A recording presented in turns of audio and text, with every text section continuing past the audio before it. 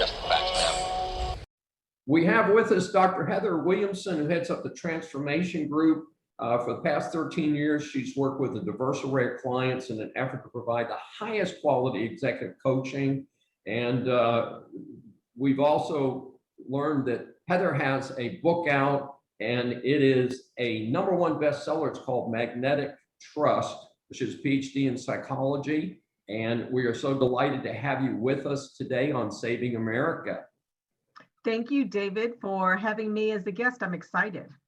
And I don't know if we're allowed to say this, but I mean, I have known you for probably all 13 years that you mentioned, because we got connected in 06, 07, I think, in Richmond through business networking. And we've stayed in contact during all this time. So just delightful to get a chance to have you on our program today. And let's start by talking about your book, Magnetic Trust, how great leaders keep top performers and get extraordinary results. And that sounds like the cure to every management problem.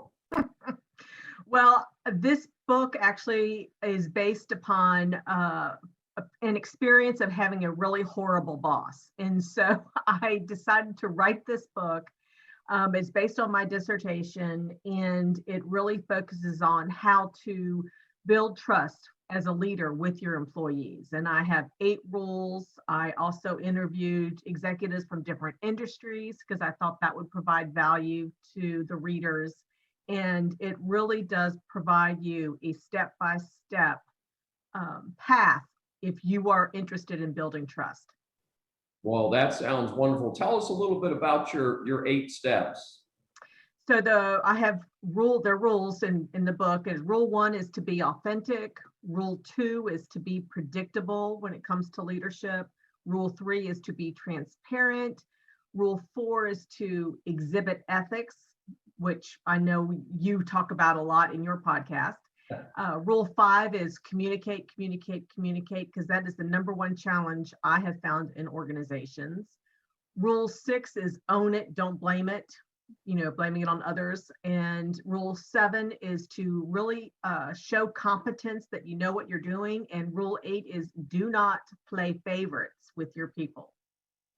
Well, that sounds like a wonderful list. And as you know, yes, ethics is a big focus for me. And I think it's becoming kind of a standard in America with the focus on ESG. Mm-hmm.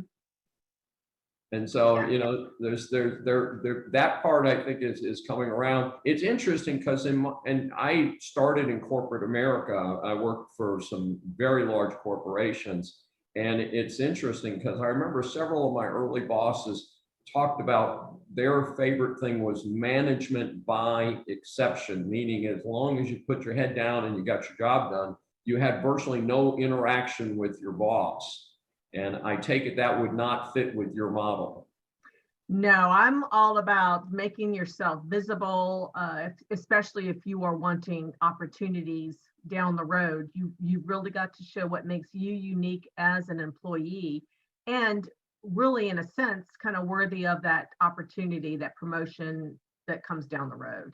I'm all about, I've always been a high performer, so type A personality. So I'm always about, what can I do to better myself? And that's kind of mindset I have with when I work with executives as well.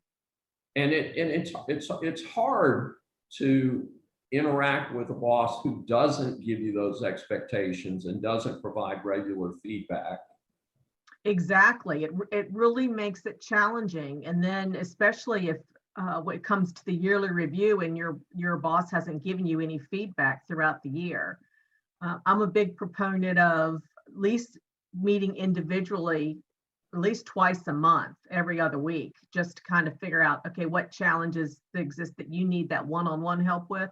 And then having team meetings, especially these days, since a lot of people are working virtually. Having a team meeting every day, first thing in the morning, just say, hey, this is the focus that we're having, what overall challenges are you experiencing? What successes have you had? I think it's really important to identify successes so people, get motivated and see that they are accomplishing things. And it's also a way to hold your people accountable. Absolutely. And accountability is an important piece of things. A lot of people are on annual evals with raises. And so it can be a rude surprise to get to the end of a whole year and be told, well, you did sort of okay. You get a 2% raise, and some other people got a 4 or 5% raise. So it's useful to give everybody that opportunity to move forward and participate. Let's switch gears a little bit. And how do you do this when you've got a virtual workforce? We've all come out of a period of virtual workforce. I'm still teaching online through the end of this summer, and looking forward to getting back in the classroom in the fall. But this has been a close to an 18-month stretch by the end of this summer, and you're not seeing your boss face to face. Right, in person, face to face. I'm a strong believer that yes, you've got to stay in touch with your team. So like I shared before, you need to at least be having team meetings, whether it's via the phone or via video conferencing like what we're doing, and really share what the plan of the day is. Have your people share what they're going to be doing and what the objectives are, so everybody's on the same page. So we are setting expectations. And then they can provide project status updates. And then when you have your one-on-one meeting, which like I shared, it should be frequent as well, at least once a week or every other week. And this is really the focus on challenges, not what specifically they're doing, because you already had that in the team meeting. And when it comes to, that communication, it's also, the focus isn't how many hours am I sitting at my computer. Some people have systems, they monitor how long the computer it might be idle. And then you have people fear, well, I can't go to the bathroom because my computer's going to be sitting too long. Or, God forbid I take a 30-minute lunch. So really, I think the focus, it's a mindset change where it should be on the output. What is happening, not how long they're sitting at the computer. Because people are putting in a whole lot more hours nowadays. Sounds like great advice. And we're a little short on time. Let's talk just for a few minutes about any clues or tips that you have for hiring the right talent. And I'm a big fan of this, Heather, because I tell employers, be careful the way you hire, because most of the time, I deal as an attorney consultant to employers with terminations and discipline. And a lot of times they hired the wrong person. Yeah, you need to identify what your company's core values are, and whether it's integrity, respect, excellence, and make sure that you are aligning those core values with the person that you're hiring. And it's really an easy way to do this is think about, picture in your mind, identify what that great talent looks like. What skills do they have? What experiences do they have? What about what opportunities are you looking for in that person? What attributes? What do they care about? And then, you can also tie this to your top performers. What makes them a top performer?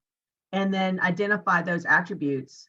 And then you can use that to match up to that person. Of course, assessments are always great as well to just clarify and confirm. And we offer assessments as well, so to help with that. That sounds great. Dr. Heather Williamson, it's been great having you on Saving America this week. If people watching our show today would like more information, where's the best place to go? The best place, obviously, is to go to my website, which is transformationgroupllc.com. You can also get my book at Amazon. It is there under Dr. Heather Williamson. And there is, I have a YouTube channel, which is Dr. Heather Williamson, where I share leadership tips to help bosses be more successful. Sounds great. Thank you so much for joining us today, and I wish you continued good luck. Thank you. Have a great day.